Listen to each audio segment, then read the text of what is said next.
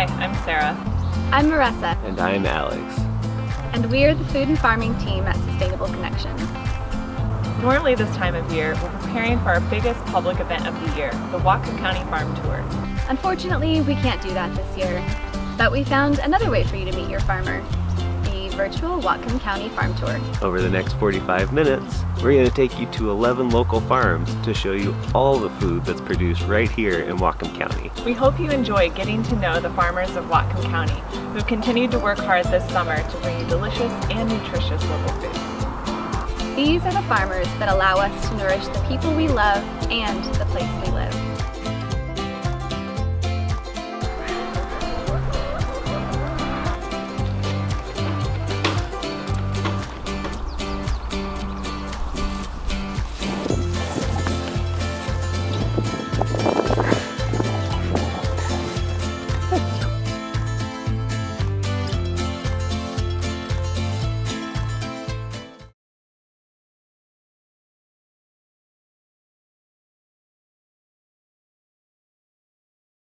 Hi, I'm Keith with WeQ, and we are proud to be an underwriting sponsor for the Whatcom Farm Tour and virtual event and Eat Local Month.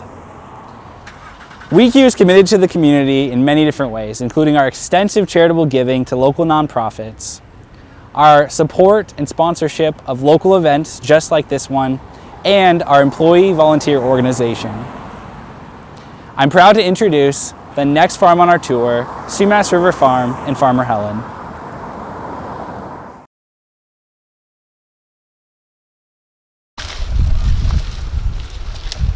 I used to teach at the Whatcom Community College, and I had an office with a window, and every day I would sit in my office and look out the window and want to be out there instead of inside. And I wanted to use my hands instead of my head, a better balance between those two activities.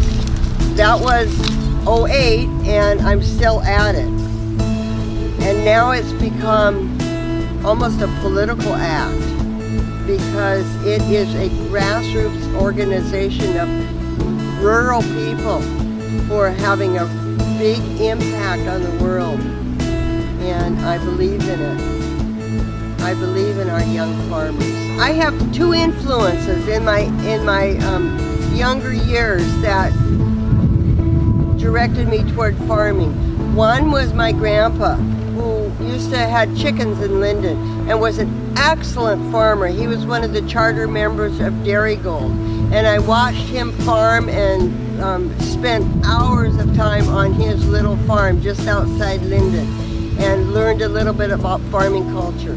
And then several years later, I was in Peace Corps in Guatemala, and I watched how some of their farming practices and how they got the huge amount of field work done. The decision was made one day when I was talking with my sister. She's a lawyer and I was a teacher, and we talked about what ifs. And we both decided that what if things had been a little different, we might have become agronomists and farmers. But instead, it wasn't a cool thing to do at all. But now, farming is pretty cool. This is a small, compact farm that sells locally and is organic, and it's become a very admirable thing to do. In 2007, the first thing I did before I even put a seed in the ground is I certified this ground organic, because I could see that was going to be a real valuable marketing tool in the future. And now organic produce has been superseded by local. It has to be local produce, which you get it fresher and it's just a little more convenient. And I think the cutting edge of farming right now is going to be regenerative farming. Regenerative agriculture is adding nutrients to the soil and the full range of nutrients with all the macro and micronutrients. There's about 92. And most fertilizers are set up to just add the basic macronutrients, potassium, phosphorus, and nitrogen. With regenerative soil, it feeds the soil so that the soil that those nutrients are always available to the plant, and the plant can easily uptake the soil. Right now I have 4 part-time employees, and I think that is something that I can contribute to teach what I picked up in 10, 12 years to young women, because they are passionate and want to keep on farming and grow good food.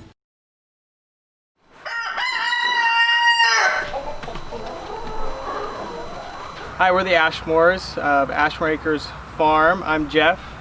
And I'm Andrea. And I'm Braxton. I'm Adele. I'm Emmett. I'm Gage. What's your name? I'm Isla. We raise pasture-raised certified organic hens for eggs, laying hens, and then this year we're starting on our broilers, so we're going to raise organic broilers as well. Our layers are pasture-raised, so they get rotated through the pasture weekly. The coop is closed up at night, so they all go in at night. Their coop is moved to a separate paddock each week, a paddock of grass, where they are fenced in. This fence is hot, so it primarily keeps them in, and it keeps out coyotes to an extent. It doesn't keep the eagles out, unfortunately. Our pasture is 100% certified organic. The hens eat the grass as well as certified organic grain.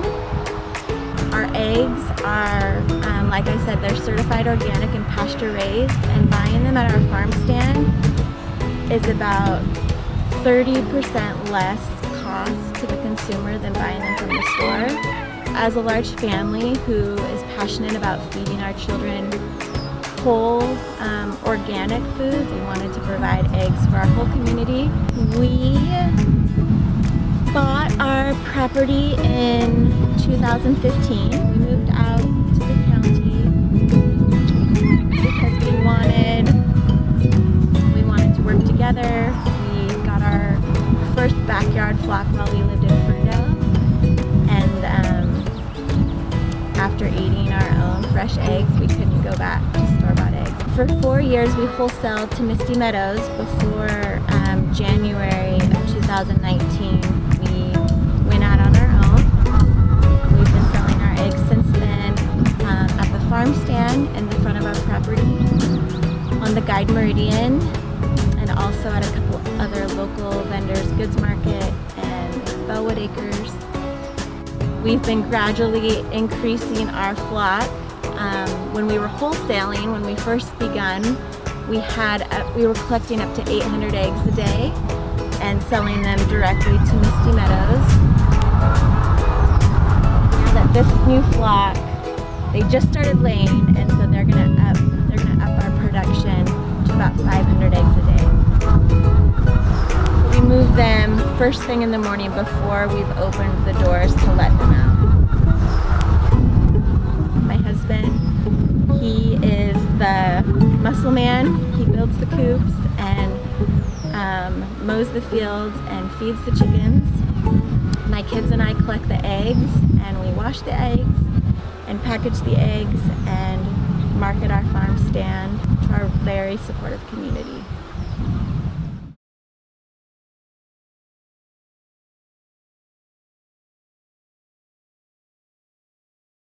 Hi, I'm Celeste with Free Range Flowers. We grow cut flowers for wholesale and retail, and using organic practices and continuing to adapt so we can be more and more sustainable.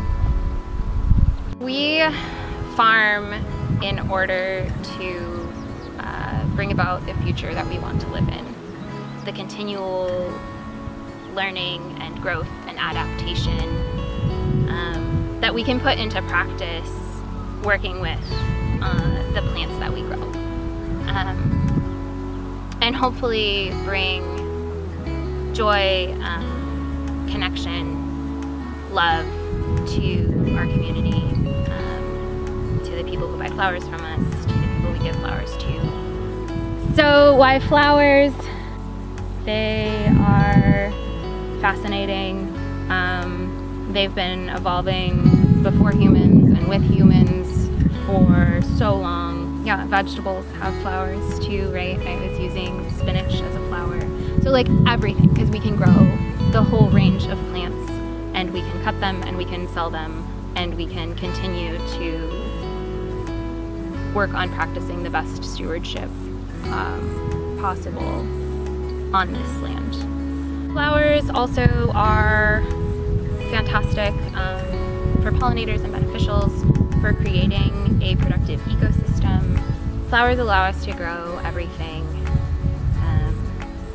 from herbs to vegetables to shrubs to trees to perennials. They allow us to put in more long-term systems and to value that work, right? A lot of trees that we plant we don't get to value in the systems that we live in. We're also increasingly looking toward how we maintain sustainable connections with our other local farmers, with our neighborhood. We use rainwater collected off our barn roof to irrigate in our field. We use cover crop to retain soil moisture, add organic matter, and keep the ground covered, right? We grow a lot of shrubs and perennials, again, so that we're like keeping the soil in place and growing in tiered layers. We use, for fertility, mostly manure from our neighbors, so that we are integrated into our neighborhood and using the materials that are here already. We want to continue developing our compost program so that we're using more of our green inputs. We do a lot of like slow compost with our weeds and cut flower debris. And then we're learning to incorporate our animal partners into, so looking towards, in the future, chicken tillage, sheep for mowing, different practices in which we create systems with animals and plants and people. Hi, I'm Laura with Bellingham Farmers Market. Here at Bellingham Farmers Market, we're proud to support local farmers from Whatcom and Skagit counties. We're also proud to be a part of Eat Local Month and the Whatcom County Farm Tour. I am pleased to introduce Rob with Bee-Works Farm. My name's Rob Greenstra. I own and operate Bee-Works Farm in Bellingham and Whatcom County.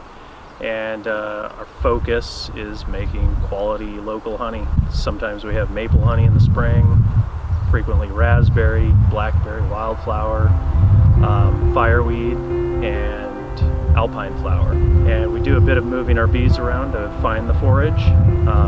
It's not always easy to come by, and we kind of pride ourselves on keeping strong, healthy hives. Every year is different. There's years where we get large honey crops and years where we get small honey crops, and it seems like the bees do particularly well when they're well fed. I get a lot of questions about why we move the hives and where we move them and sort of the ins and outs of why we're doing what we do. We have all these colonies of bees that live through the winter, and when spring comes and the temperature comes up and food is available, and in Western Washington, the first things we notice are the dandelions start popping up. And so on those days where it's warm enough, maybe plus 50s and over, and there's forage out, the bees start collecting a lot of new nectar and pollen, building up the brood nest, and so that's our moment in April, essentially throughout the month of April and the first week of May. We will requeen a whole lot of colonies, and we will split a whole lot of colonies. Where we had one, we may turn it into 2 or 3 more colonies. And so we will make a whole lot of new starts, and then they kind of continue to build up through April and May. And then sometime in middle of June, usually we start to get a honey flow And at that point, we will be putting on supers, and that's when you see like beehives getting taller, and that's where they're putting away surplus honey that we can take off the hive. When we make all these splits in April, we will then, maybe we have a bee yard that has 40 colonies in it, and then we make an additional 40 splits off that yard at that time. So then we'll load them on a truck with a forklift and drive them to a new spot where we place them, and then they'll sit for a couple of months. Once we get into July sometime, some of the forage down in the lowlands, maybe like under 1,000 feet, starts to get a little thin, and that's when we start moving the hives up into the clear cuts of the foothills where they can forage in the avalanche chutes and alpine meadows above tree line. By late August, we've pulled all the honey, and in September we start moving all the bees back down to sea level, closer to Bellingham area. In the fall, there's all these plants that produce a lot more pollen, and because of that, they can produce many more bees and build up a real strong colony for the winter. It's a lot of bent over work and working at night, moving the bees and all of this, and my employees are super great at that, and really appreciate it.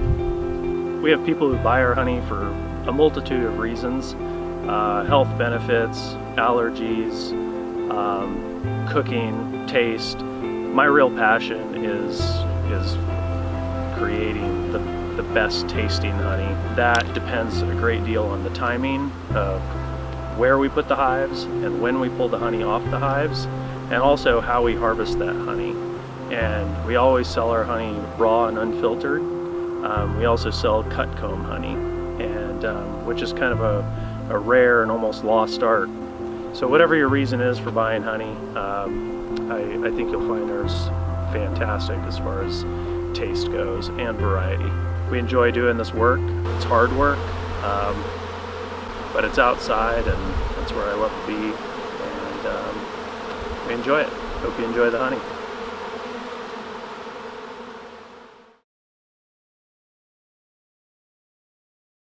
Hi, I'm Brent Chambers with Hagen. We are proud to be the underwriting sponsor of the Whatcom Farm Tour and Eat Local Month. Hagen has been committed to supporting local farmers since 1933. You'll find local products in our stores year-round. I am thrilled to introduce the next farm on the tour, Cascadia Mushrooms.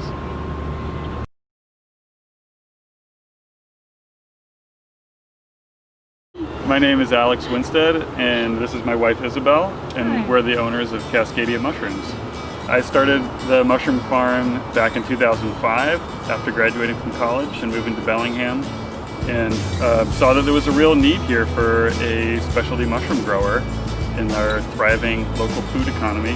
When we grow mushrooms on a mixture of natural alder sawdust that we get from the local sawmill and organic grain byproducts. While the substrate is primarily sawdust, those grains can add extra nutrients that give the crop a boost. All the ingredients are blended in our batch mixer. From there, the sawdust substrate is bagged up into 4.5-pound bags, which are the specially designed mushroom growing bags. Once the substrate is all mixed and bagged, it goes into our autoclave, which is basically just a large pressure cooker, and this sort of clears the path for the type of mushroom that we specifically want to grow. Once it's sterilized, it gets moved into the clean room or the lab, where we have a HEPA-filtered airstream that allows us to cool that hot substrate and gives us a sterile environment in which to introduce the mushroom that we're trying to grow from what we call spawn.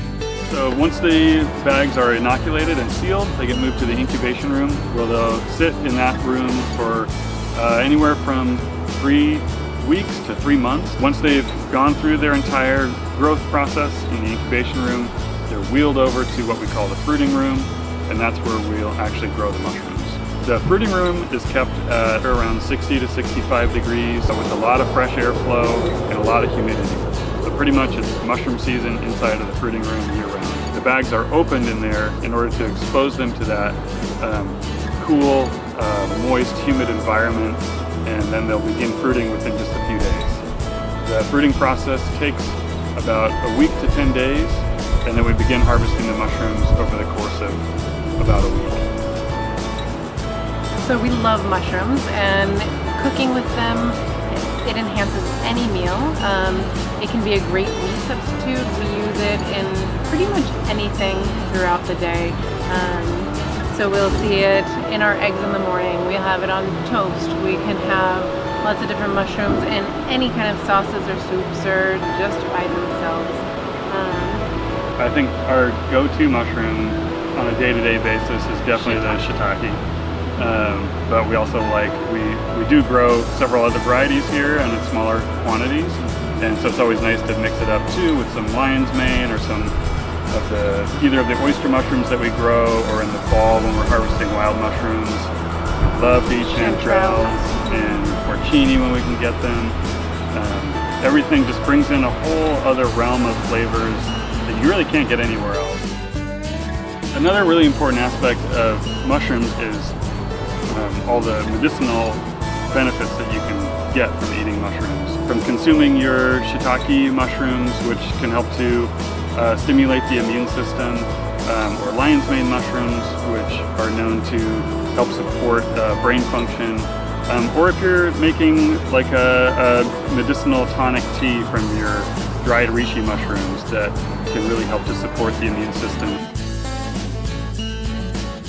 The really fun thing is to grow your own.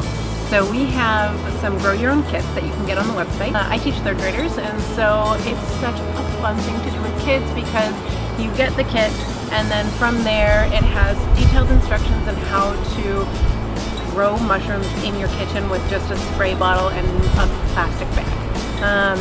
You get to watch it over time, start from little baby button mushrooms, and then they go bigger and bigger, and then you harvest them and you throw them in the pan, ready to eat. Really exciting. Speaking of fresh, that's the freshest you can get for mushrooms, when you grow them yourself and you can cook them immediately after harvesting them.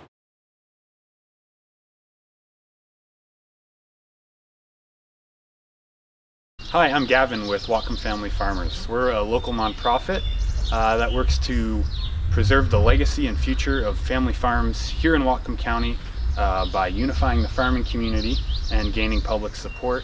And Larry and Debbie have really been working with us since the inception of our organization to help educate the public about farming and help advocate for farmers in the area.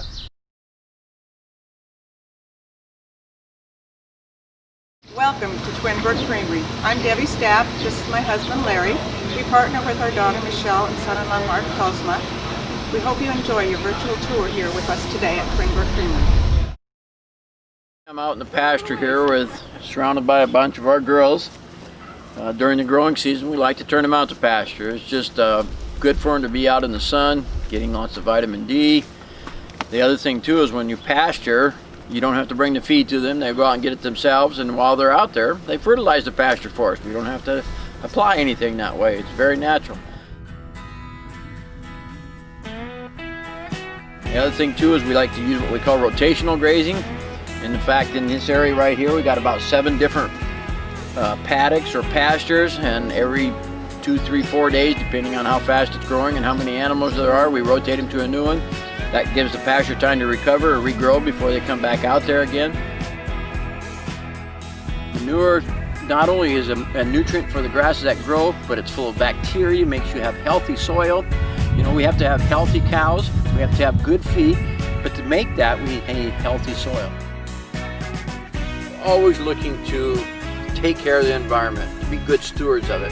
One of the things that we did here at Twin Brook Creamery, starting about 4 years ago, and it's been an ongoing project for us, is we are taking our earthen manure storage lagoons, which stores all of our waste during the winter months so that we can apply it to the fields during the summer months. We are decommissioning them, and we're putting up a cement-based steel tank that holds our nutrients or our waste during the winter time. We can then apply it to the fields during the summertime. So 4 years ago, 4.5 years ago, we installed automated or robotic milkers. We don't need to move them anywhere. So they were calm before, but now they're just totally relaxed. It's just the most wonderful thing to see the cows that way. And the automated milkers do far superior job of milking them and taking care of it than we can do as humans. One of the questions that we get asked quite often by consumers is, are your cows grass-fed? And I said, yes, our cows are grass-fed, and then I always count it with a question back to them. How do you think we feed grass in the middle of winter when the grass is not growing? We harvest fields of grass and put them in storage. So if you see all around me here, there's harvested fields. We'll harvest them about 5 times a year. We harvest that grass, we cut it, dry it, and put it up in 2 forms. One of them is silage and one of them is hay. And everybody knows what hay is. Silage is just like a higher moisture hay, but we put it in a big stack, tarp it down with a white tarp, keep the air out of it. It goes through a fermentation process. So we have grass year round available for our cows, fresh during the summer, hay and silage during the winter. So one of the things that makes our farm successful is the employees. I couldn't do any of this without fantastic bunch of employees that we have. Some of them have been here for 12 years already, basically since our inception of when we started bottling 13 years ago. They're loyal, they do a fantastic job. We treat them as family, literally. The longer they are with us, the more they feel like family to us also. So we just greatly appreciate all. We are Steve and Sarah Peabody, and we own and operate Triple Wren Farms here in Ferndale, Washington. We are a specialty cut flower farm. We grow a mixture of different flowers that we sell as fresh cut flowers. We also sell some plants, plant material, and a big component of what we've kind of shifted into is we sell thousands and thousands of dahlia tubers so that you can have what we grow here at Triple Wren in your front lawn. We started farming in 2012, and so we're in our 9th season. In 2016, we were able to purchase our own farm, and we've been growing here. We have about 9 acres in production this year, and we are growing leaps and bounds. So we were living in the Skagit Valley, and in 2011, I took my really little children to story time at the public library, and they had a display of agricultural small business books. And I was looking it over, and there was one at the top called The Flower Farmer by Lynn Basinski, and I thought, I never thought about flower farming before. I never thought about who grows the flowers I see at the store.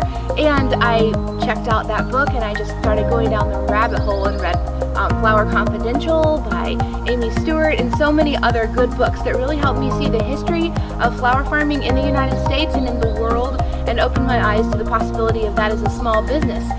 So the kind of flowers that we grow, while we do grow standard roses and dahlias and other things that you would find in a grocery store setting, lots of grocery stores, and there are some notable exceptions here in Western Washington, but lots of them just import their flowers in the least expensive way from normally South America, and they bring up flowers that have gone through customs, so they have a lot of chemicals on them, and they're not as fresh because they've been picked longer, and they're varieties that stay looking beautiful a lot longer because they're bred to do that. But sometimes when that happens, some of the more ethereal beauty aspects are also bred out, their scent or the delicacy of them. So we choose to grow specialty cut flowers that are they're not as sturdy to ship 3,000 miles away. So we choose to support our local economy more than we can keep those dollars here in Whatcom County and just in the greater Western Washington area. So we do about 4 different things here at the farm. We do grow cut flowers and the dahlia tubers and plant matter that Steve was talking about, or plant material. But we also do you-pick blueberries and a pumpkin patch, and then we also have flower workshops here at the farm. We have adult dahlia camp, not for kids, it's for grown-ups, to come in September and stay overnight in our glamping tents and have all kinds of fun here at the farm, learning about how we grow dahlias and how we design with them. And then we just have evening workshops. In fact, we have a few coming up, one in July and one in August, where people can come and do flower therapy or sunset yoga at the farm. So we love having people here.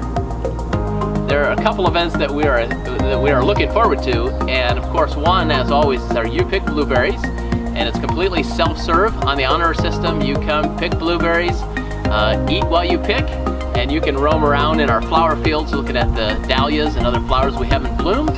And then of course our Dahlia Festival is something that we love. That's coming up here September 12th, and that's highlights really the dahlias, but again, you can see a lot of other flowers while you're walking in the dahlia fields. And maybe you can get the inside scoop on which dahlias you want to buy this fall and when they go for sale. The next event is our pumpkin patch, where we again invite people to come pick out the best pumpkin. If you do come pick blueberries at the farm this summer or come to our Dahlia Festival in September, you'll be able to see a new addition to the farm. We have a beautiful hand-painted mural. 2 of our employees are just certainly very gifted in painting and being able to do things at scale, and they've somewhere here at the farm have created a beautiful Share Beauty mural with flowers, and you can come and take your picture by it. So only the insiders know where it is. So come see us this summer and you can find it.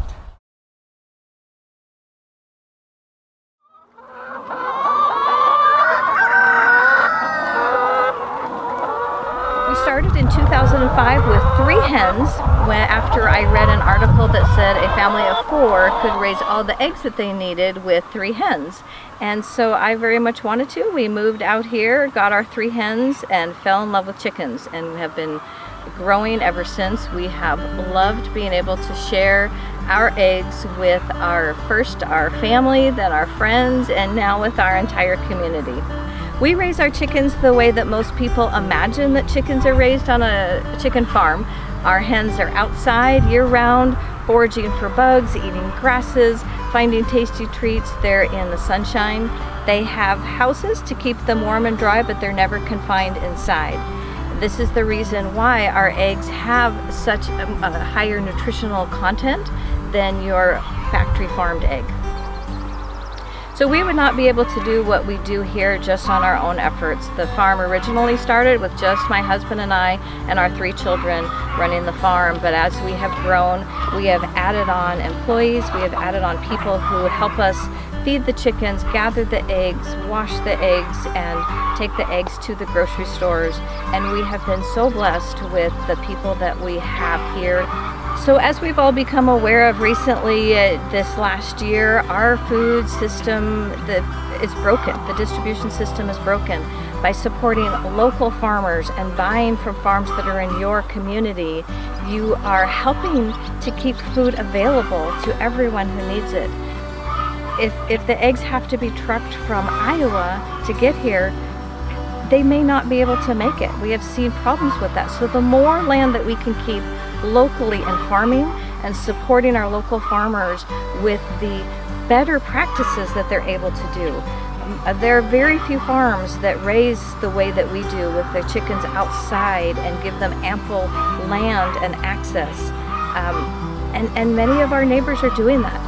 We are blessed as farmers to live in a community that supports local farms. I can't tell you how much we appreciate that we have people who understand the value of good, healthy food and what that brings to their table, but also what it brings to our community.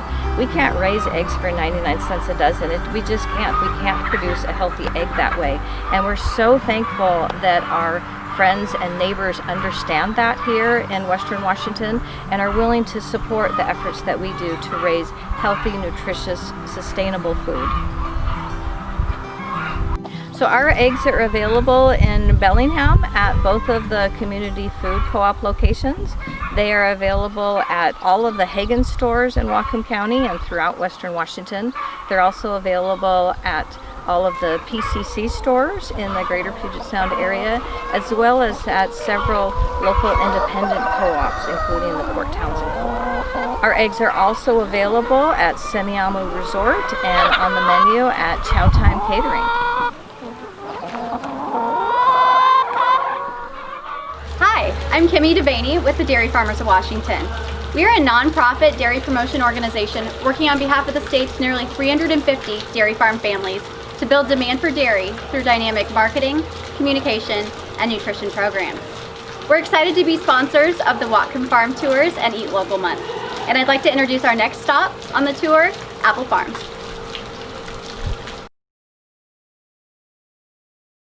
My name's Rich Apple, and I'm part of Apple Farms. I manage the dairy and the overall farm operation with the crops and the raising of cattle and the milking of the cows. And this is my brother John. and I run the creamery, and we've been in partnership for about 30 years, and we love to be able to turn our milk into tasty cheese products. Cheese making on our farm starts at the dairy, and this is where we raise the animals, and then we milk our own cows, of course, produce our own milk for our cheese products, and we're looking to have the highest quality milk possible so that we can have the highest quality cheese possible. So we pay attention to all those details of cleanliness and health of the animals, and just try to really focus on getting the healthiest milk possible, the cleanest, the high quality milk, and that can turn into real high quality cheese. And it's something that our family has really prided itself in for the past number of years. Dairy farming is very much a recycling operation. We grow crops, we harvest those crops, we feed them to our animals, and the animals produce milk and a variety of dairy products because of that. But they also produce manure, and we manage that manure in the very best way that we can, and putting it back onto our fields at the right amounts to grow the next crop that the cows will eat. So we're always thinking in terms of sustainability, but we also think beyond just the animals and the crops that we grow. We're also thinking about the land that we farm, the streams that run through it, how we can protect our water quality, how we can improve fish habitat. It's all part of our farm operation because it's part of the farm land that we operate on. We have a beautiful facility here, and we have very conscientious employees, and then we have a recipe, and we keep notes, and that's the general procedure. And then we don't really know if we have good cheese until we let it age. So in the production of cheese, the interesting thing is with milk you can make many different kinds of cheese, and one of our main cheeses is Gouda, and so our cheese is made out of pasteurized milk, so that's how we start. And each step of the process is how you end up with a certain kind of cheese. There's the make process, then we press the wheels, and then there's also the process where it's in the brine, and then it ends up in the aging room. So these are the critical steps. There's many different, we have a note sheet for every batch we make. We take very careful notes on how much water is added while we're in the make process, and how long we press, and what temperatures we're at, and all those things contribute to the final product. We're hoping that you're willing to try our cheeses. We have them available at the cheese shop, all the different flavors, and you can try them there. They're also in the grocery store, and we believe the cheese will sell itself if you're willing to try it. You can come out and see the farm here, the cheese factory here. You can look through the viewing windows, and we have a beautiful area with some picnic tables. You can enjoy our landscaping here as well.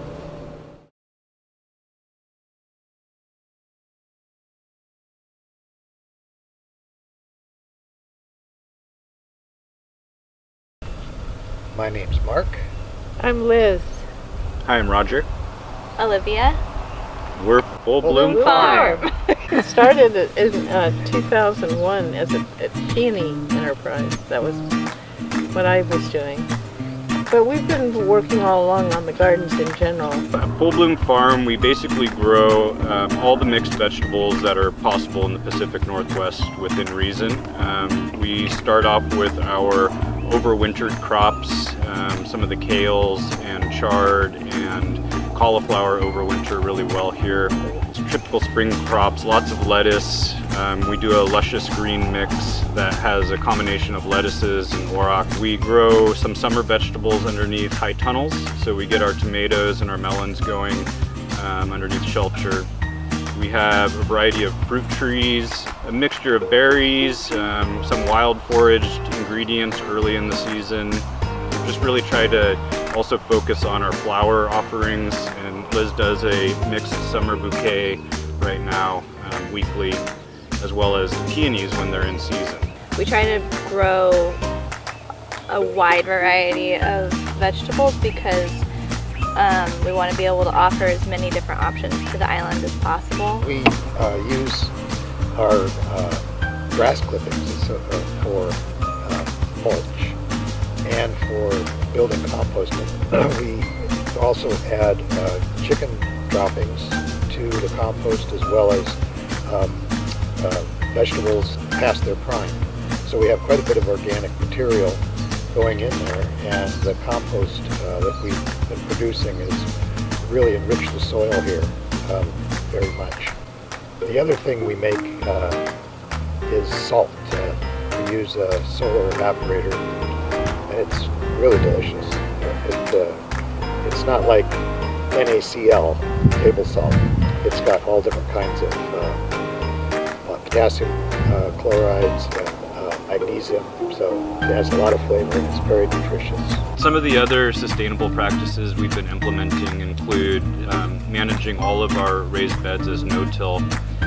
We've been doing that for about the past 4 or 5 years, and it's really made a difference in the soil profile. We use drip irrigation to keep our crops watered. We've only had to water twice this season. We also do pastured chicken. Oh yeah. So we move them through the pasture, and we move them every 4 to 6 days, roughly. We have an automatic door that opens at sunrise and closes at sunset, and the chickens have learned to go in and come out. And then we got this really cool system where the laying box is just it's one big box, but it's on an angle. When they lay an egg, it rolls out. People can get produce directly from FullBloomFarm.com. We have an online store. We're not currently selling from our farm stand, our physical farm stand, but basically you go online and you order just like you would order anything else online, and you can pick up the next day at our farm stand, and your order will be all packaged up. So it's FullBloomFarm.com/farmstand, and it's available on Lummi Island only.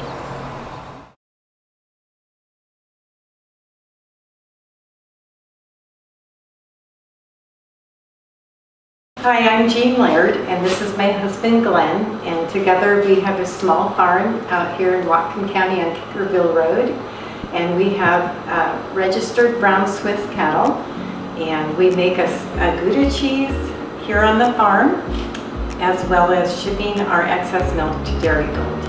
We grew up on brown Swiss farms. Both of our parents, my family, his family, had chosen this breed way back when, and we really got inspired to use them for making cheese when we went to Madison, Wisconsin, and visited with some of the cheesemakers back there. We're so partial to their personalities. I just don't know if you'll ever meet a more personable breed of cattle than the brown Swiss. They're known for longevity. This girl here, Lucy, she's 12 now, and she's still going strong. She's had lots of babies. She's one of my milkers. They can withstand a very rigorous grazing program. Long walks back and forth to the field. I'm glad that was in my face. And then production-wise, they do not give as much as a Holstein, but the balance of the components in their milk is higher than a Holstein's will be for the butter fat and the protein ratios. Okay, so this is called a side opener parlor, and basically there's 6 units in this parlor that are independently running. The cows enter through the back door over there. They walk up the platform into an open unit. They are able to eat grain while they milk. The gate's closed so I can contain them in there, and then they get milked, and when they're finished, I can open the front part of the unit so that they can exit, and they walk all the way around the front, down the side, and all the way out to the cow yard, out the back door of the parlor. And it's nice because I can just work with each cow independently and don't have to wait for every one of them to get done before I can let them go. We practice rotational grazing here because that's where you get your most value out of your grass, and they get a fresh grass every day that way. The fresh grass makes a huge difference in the cheese. The cheese tastes great anytime, but you'll notice there will be a difference in flavor and color in the cheese between cows that are on pasture versus cows that are on hay. We'll graze maximum 2 days on any field. Like Glenn said, it's the most efficient use of the nutrients in the grass for the cows to get what they need to make the quality milk that they give us so that we can make the cheese. Okay, hi, I'm Joyce. I'm at Pleasant Valley Dairy, and I've been making cheese on the farm since 1976. A farm that my mom and dad bought back in 1963. Moved up from the Edmonds area.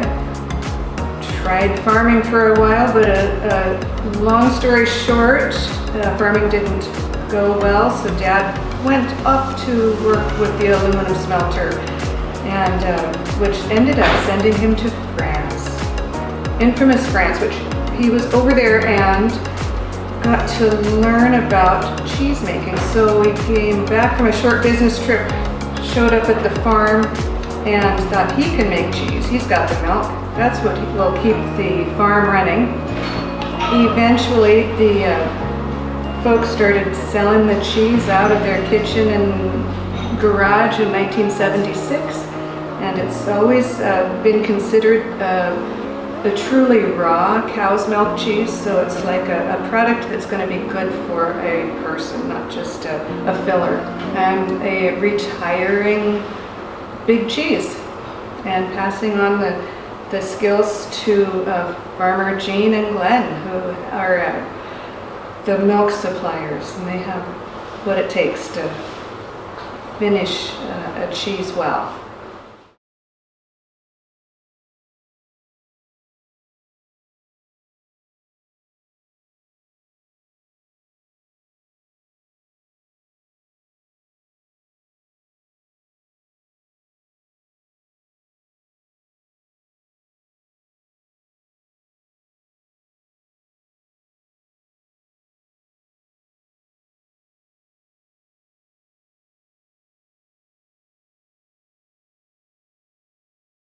I would love to introduce our farmers.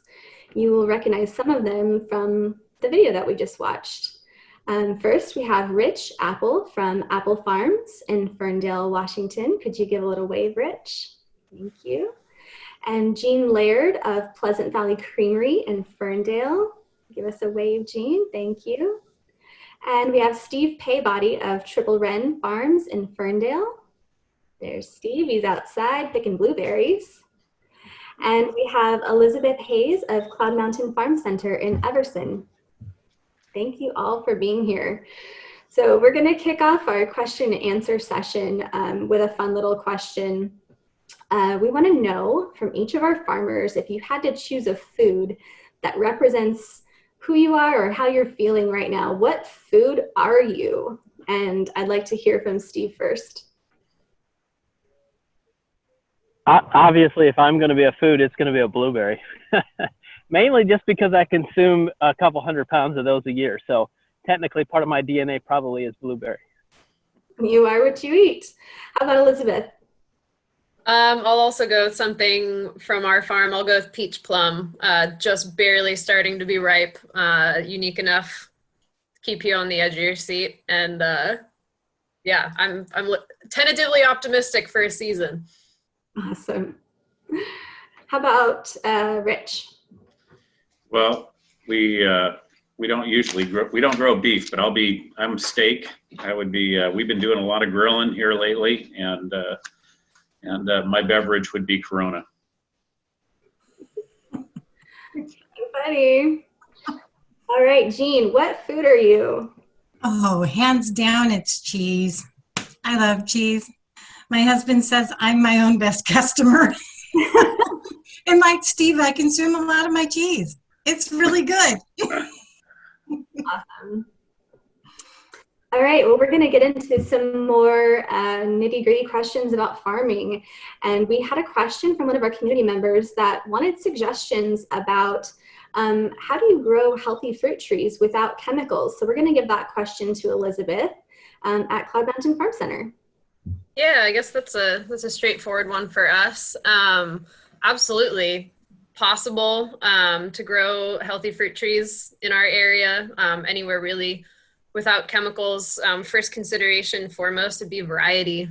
So make sure that you're working with a variety with genetics. It's going to be inherently resistant to some of our most common diseases. If you're working with home fruits or apples, just starting with a variety that's going to be scab and mildew resistant. Otherwise, you'll be fighting an uphill battle to get quality fruit every year. And also prioritizing what you want out of fruit. So whether you want something for fresh eating, canning, storing, starting from that when you work with a nursery to narrow down what variety you want to use. And then being familiar with PNW handbooks for pest management, knowing what some of your common problems might be. If you do not want to rely on chemicals, really of any sort, be that synthetic or organic chemicals, you're gonna have to be pretty hands-on with your tree management. So knowing what pests are out there, what you should look forward to, what you should be looking for, and then relying on folks like our super competent nursery staff, and availing yourself of the resources for what's out there for producing quality fruit in our area. But absolutely possible to grow just about anything that you'd want orchard-wise, organically or with minimal chemical inputs at home. Take a workshop, reach out to growers that are already doing it, ask them questions, read up on growing tips and workshops on the Cloud Mountain website. Most everything that you can possibly find about low input management will be out there. Awesome, thank you, Elizabeth. The next question is from Leslie in the community, and she says, those long rows in a field, do you ever have a whole row or section or seed that doesn't germinate? The fields always look so even and full. So Elizabeth, I'm going to ask you to answer that as well, and then Steve will also get a chance to answer that same question. Oh, sure. Absolutely. We got stuff that doesn't germinate. We're not perfect. We got, I mean, both seed and graft take, you know, when we put grafted trees in the field, we have grafts that don't take propagation material that doesn't take, there's always skips in a field. So with fields always looking perfect and full, you just got to stand at the right angle for the photo. Everyone's got skips. I don't know. I'm curious to hear Steve's perfection. Yeah, I think the secret is that you keep some seeds in the hopper, and as you can see, my field, not everything is the same height, even though it's full rows of flowers. But some of them didn't do well, or they looked a little sickly, so we jerked them out and put in fresh tubers or fresh seeds. So yeah, it's get a little bit more difficult when you're talking about straight rows of apple trees. Those are a little hard to keep one or two in the hopper. A little bit harder to transplant one of those things. So there's another question from Leslie as well about pros and cons of beekeeping, and as a medium scale to larger scale farm. Have you tried beekeeping? Have you ever had the idea to bring bees to the farm? Or yeah, what is your position on that, or if it's a worthwhile effort? Is that a question I can answer, or is that somebody else? Absolutely, you and Elizabeth both, please. Oh, go ahead, Elizabeth, and I'll follow up. Yeah, absolutely. We need bees for fruit set on our farm. We also do about 1,000,001 things already, and tending to an apiary is a little bit outside of our expertise and abilities. So we bring on bees every year. But no matter how much, you know, beneficial bug mix, other flowering plants we have on farm, we absolutely need honeybees brought on for pollination and fruit set in our orchard. So we have great working relationships to get beekeepers to come up to the orchards and put a couple hives up. It's cost effective, it's super efficient, and it works exceptionally well for us. Yeah, so beekeeping is a little bit addictive if you're not careful. I started off bringing them in. I was managing an apple orchard for a little while, and every year we brought in 12 to 20 hives to pollinate the orchard. And then I just got a couple of hives, and I think I started with 3, and before you knew it, I was up to like 37, 38. So like Elizabeth just pointed out, that's a whole nother job, and most days are pretty long anyway. So I pared back, so I don't have that many. I rehomed them with a commercial beekeeper. I still got quite a few hives here at the farm, and we use them for seed production as well for our flowers, and we like honey a lot. So I am feared I will always be a keeper of bees just because I'm addicted to their product. Awesome, thank you guys. This next question is for Eugene. Can you explain the difference between commodity dairy and value-added dairy? Well, a commodity dairy is going to be one that's based on a more commercial aspect. The value-added, like in our circumstance, a value-added product, we do ship to Dairy Gold. Our excess milk that we do not use for cheese goes to Dairy Gold. The value added on is that we've produced the raw product to be able to do another product, which would be the cheese, which is the value added product. Great, thank you so much. All right, so this next question, I'm sure you all have a different answer for, but everyone wants to know, what are the challenges that are facing farmers right now due to this pandemic, and how have you had to adapt? And I'm going to ask for Rich to answer that question first from Apple Farms. I think on our farm scale, I think, with our labor, the people that we have working for us and whatnot, it wasn't just on the farm side, which that's my area that I kind of manage, and my brother manages the cheese portion. And so I'd say on the farm side, it was because we don't work that closely together.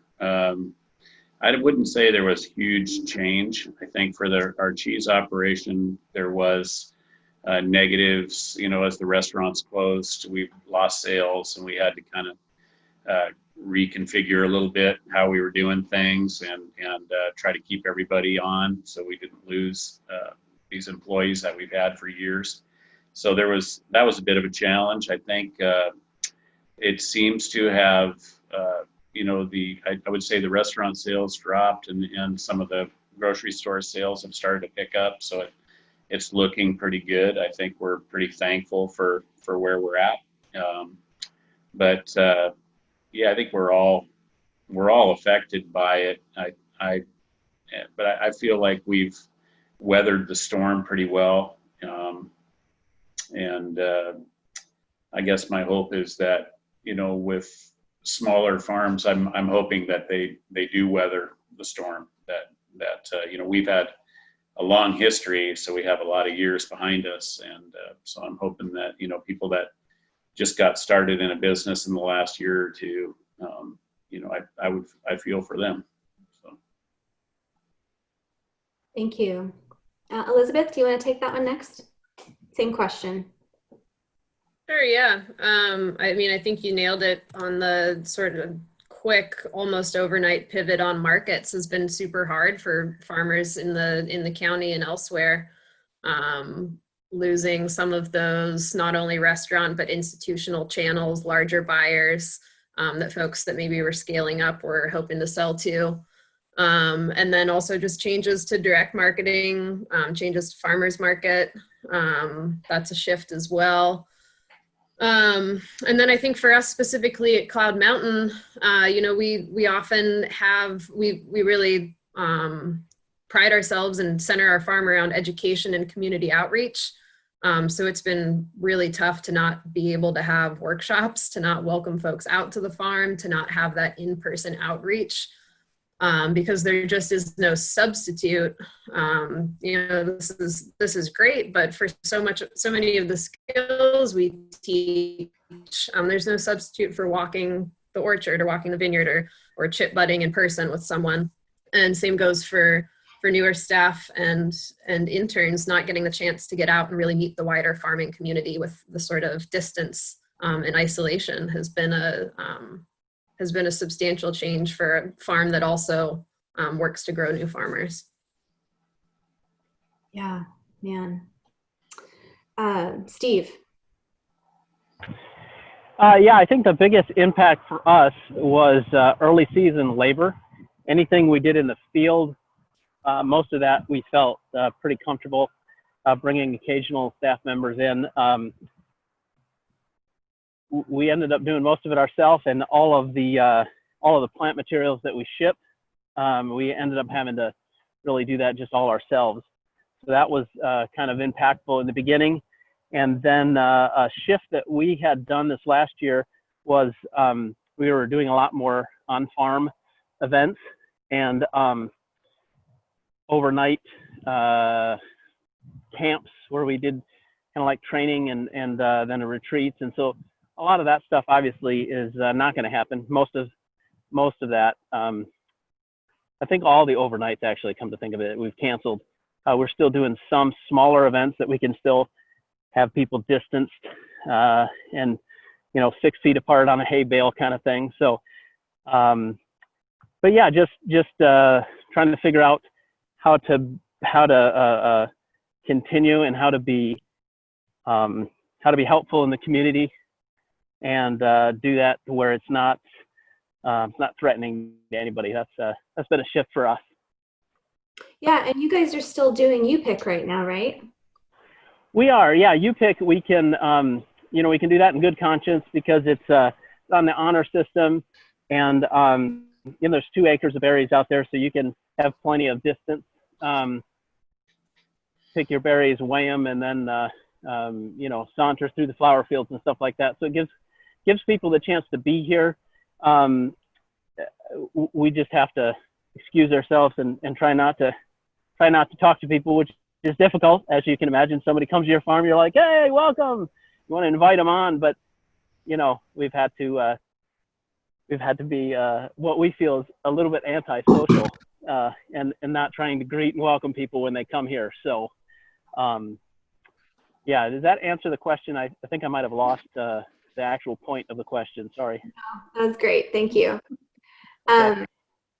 And I realized I didn't actually tell everyone what each of you produces. That probably would have been really helpful. So with this next round, with this next question, if you guys could start by letting folks know what you're producing on your farm. So Jean, would you let us know what you produce, and then what are the challenges that you've been facing due to the pandemic and how you've had to adapt? Okay, well, we have a small dairy farm milking 50 cows. And like I stated earlier, our excess milk goes to Dairy Gold. What we don't ship to Dairy Gold is used to make a Gouda cheese that is made and aged right here on the farm. As far as the pandemic goes, the day-to-day operations of the farm were small enough to where it's basically my husband and I that do 80% of the work. One of our grown sons comes in a couple hours a day to help out, but we do all the rest of it. I really notice it in the on-farm sales with the borders being closed. We're close enough to Canada and Birch Bay to where there is a fair amount of Canadian traffic that is not coming through anymore because they can't. So yeah, that's been a shift in the sales end of stuff for us. Yeah, hadn't thought about that for your particular location too, especially. Rich, would you please just briefly tell us what you guys produce? Yeah, so we're a kind of like Gene's place. We're a dairy farm, and then we produce our own milk. We grow our own crops. We farm the land. We pretty much do everything on that side. We milk, right now we're milking right around 300 cows. And that all of that milk now goes into making cheese. And so we make a number of different variety of, we make Gouda cheeses, cheddar, feta, and probably about 10 others. And I probably should have my brother on here or my niece on here to really get in detail on the cheese side of it.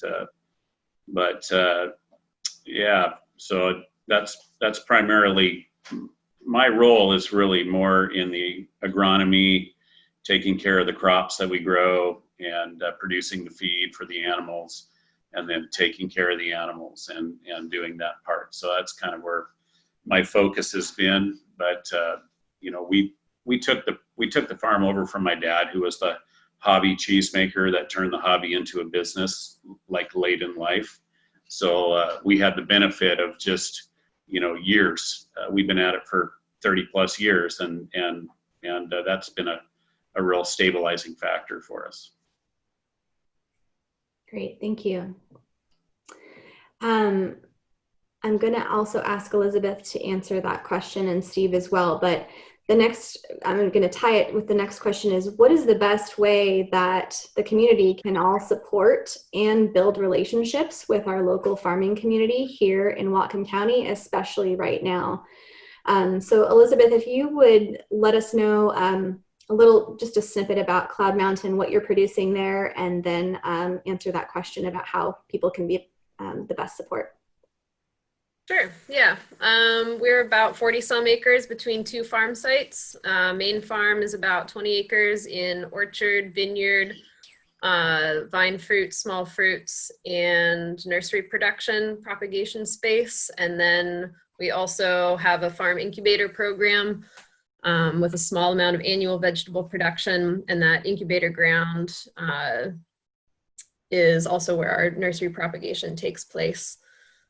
So mostly growing fruits and nursery stock to support our retail nursery, also growing new farmers through incubator program and farmer training. And how folks can best support farmers. You know, a lot of folks have had to pivot their distribution and their sales overnight, and looking at, you know, what your family would ordinarily buy in terms of farm produce, and using things such as, you know, the food atlas to see if there's farm stands, CSA drop sites, where you can get connected to local food, what growers are doing to maybe move some of their education outreach. Steve mentioned events, what folks are doing to still be able to hold some of those things in some capacity, what's moved online. And keeping engaged. I mean, pandemic or not, no, we're not stopping farming. Crops are already in the ground, food's still coming in. So just staying as abreast of everyone's sort of farm operations, and for social media, everything, just to check in with folks and see how you can keep in touch. We're just still going to keep producing stuff. You just have to find us. Great, thank you, Elizabeth. And how many employees are on staff there at Cloud Mountain? About 15, so dozen-ish full-time permanent staff, and then some seasonal interns as well. Great, thank you. Rich, would you please also answer that question? What is the best way from your perspective that we can support and build relationships with the local farming community? Yeah, I think I've had, just in the last week, I've had a couple people come up and talk to me and say, hey, we saw your cheese in the store. They had this variety, but they were out of this one. And then we were at another store, and it was something of the same thing. And they look at me like, you know, like I should be able to fix that. And I just think, you know, talk to your grocers. Talk to these people at the grocery store. There's at the cheese table. Every grocery store has somebody that's in charge of that. I'm sure it's the same way with produce and these other things. The customer really has the power, and to be able to talk to these local grocers and ask them to to support the local farms. And we've seen that on the cheese side. Both Hagen's went ahead and did a real nice promotion for the small cheesemakers in Whatcom County, and then now Safeway and Albertsons are following suit. So I think if it comes from kind of the ground up, and we get people talking about it at the grocery store level, maybe we could get some more local involvement that way. And so that's probably one way. The other way I would say is be willing to make the commitment, to make the drive. The bulk of the population's in Bellingham. The vast majority of, I think, every farmer on here is up in Whatcom County, and like Cloud Mountain, that's quite a drive. Laird's farm is that's a bit of a drive. Make the commitment, and these are kind of extraordinary times to an extra commitment during these times would be much appreciated by all of us. Yeah, and thank you for mentioning that the push for getting local cheese into and promoted by our local grocery stores did start with you, the business owners, and then your partners really asking of our grocers to represent our local cheesemakers, because we have just an abundant amount of delicious food being produced here, but we do have to speak up. So thank you for reminding me about that, and encourage everyone to just use your voice and ask your grocer. Like, they're listening, they want to hear what you want in the stores. So that's a great reminder.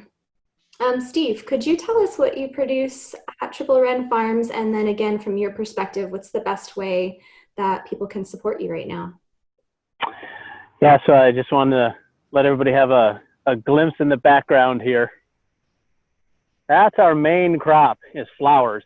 We of course, I think, like every small family farm, we do a little bit of vegetables, we do a little bit of animals, do some chickens, some pigs, but flowers are our main enterprise. That's the bread and butter. So the best way to support us is the same thing as Rich said. Just make the drive, come out, visit the farm. This is an excellent time to do that. When the blueberries are ready, you pick your blueberries, go walk through the flower fields, maybe buy a bouquet. We'll hopefully be doing the Dahlia Festival in September if our governor feels it's safe enough to do that event. We'll do that in September, and then we'll do a pumpkin patch in the fall. So just a way for people to come out and enjoy the farm and support it at the same time. Thank you. And I'm curious, what about social media? Does that really help? If people do come out and pick berries and then post and share that information, do you all find that helpful? You can give a thumbs up if you want. We do, yeah. We find it very helpful. As a matter of fact, when we didn't do a farm stand here at the farm, primarily last couple of years we've been wholesale flowers. So you could buy our flowers in Whole Foods or in some of the other local stores that we have here. But this year, some of those customers were not really sure what their about the logistics or just about the volume, and so we just started putting them up front and just started mentioning our social media. Hey, fresh bouquets up in the farm stand today, and generally they sell out. So now that we've got all these fields full bloom, we don't sell out anymore. Awesome. I think it's also as things have moved more and more online, we saw a massive upswing in folks putting in gardens, putting in fruit trees, growing their own food at the beginning of the season and at the beginning of this pandemic. As things are online, for the nursery and for Cloud Mountain, we'd love to know where those trees go through social media. If we can actually connect with those customers again, we don't get the same face-to-face relationships that we normally get throughout the growing season, that we get to hear about how things are going for you. We don't always get to attach a face to that customer relationship anymore. It's hard to know who's who over the phone. So in that way, social media can be really nice to keep that relationship up and still have some connectivity with the rest of the community. Great, thank you. Jean, tell us how can people best support you right now, and yeah, what's the best way to share about what's happening at Pleasant Valley Creamery? You know, both Steve and Rich touched on this. Make the drive. Bring your kids. It's amazing to me how they're like sponges. And sometimes I think that parents get so removed from the agricultural end of life, food, that they're consuming and putting on their table for their kids, that kids, they need to learn that, hey, this is not just go to the grocery store and get what you need. Know where your food comes from. Know that, by stopping by or whatever.